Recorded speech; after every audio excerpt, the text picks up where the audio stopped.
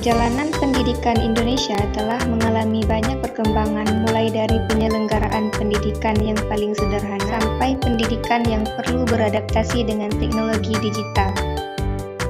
Mulai dari penyelenggaraan pendidikan yang paling sederhana sampai pendidikan yang perlu beradaptasi dengan teknologi digital. Terdapat banyak faktor yang melatar belakangi berbagai gerakan perubahan pendidikan yang telah dialami bangsa Indonesia dari masa ke masa.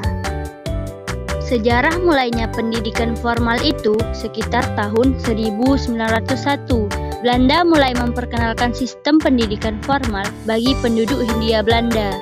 Tapi, pendidikan dibagi berdasarkan kelas sosial dan keturunan baru anak pejabat dan bangsawan pribumi saja yang bisa menempuh pendidikan formal. Sistem yang mereka perkenalkan yaitu dengan tingkatan sebagai berikut.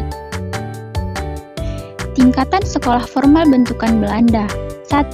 Europese Lagere School atau ILS, sekolah dasar bagi orang Eropa.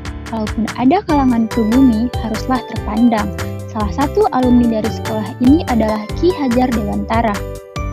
Yang kedua, Merit-Hubert Lahar Anderwich atau MULO, sekolah menengah pertama. Salah satu alumni dari sekolah ini adalah Muhammad Hatta. Yang ketiga, Hohere Burger School atau HBS. Ini juga sekolah menengah pertama, cuman bedanya murid-murid sekolah di sini diisi oleh orang Belanda, Eropa, keturunan Tionghoa, dan orang Indonesia terpandang.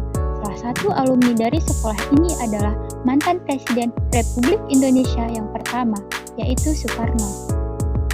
Dan yang keempat, Algemene Middelbare School atau AMS, sekolah menengah atas. Salah satu alumninya adalah Sultan Syahrir. Sebetulnya masih banyak lagi sekolah formal bentukan Belanda yang menghasilkan pahlawan Indonesia yang kita kenal sampai hari ini. Kalau dibahas secara detail, bisa panjang ini video sampai 1 semester. Nah, selanjutnya mari kita bahas sosiokultural dalam dunia pendidikan. Nah, apa sih landasan sosiokultural dalam dunia pendidikan? Landasan sosiokultural dalam dunia pendidikan adalah fondasi yang memperhatikan aspek sosial dan budaya dalam pelaksanaan dan pengembangan pendidikan. Landasan ini memandang pendidikan bukan hanya sebagai proses transfer ilmu pengetahuan, tetapi juga sebagai upaya untuk membentuk individu yang mampu adaptasi dan berperan dalam kehidupan sosial, serta memahami dan menghargai kebudayaan di mana mereka berada. Kesimpulan dari landasan sosiokultural dalam pendidikan adalah bahwa pendidikan tidak dapat dipisahkan dari konteks sosial dan budaya di mana ia dilaksanakan. Kesimpulan dari landasan sosiokultural dalam pendidikan harus memperhatikan dan menghargai nilai-nilai, norma, tradisi, dan keberagaman budaya masyarakat.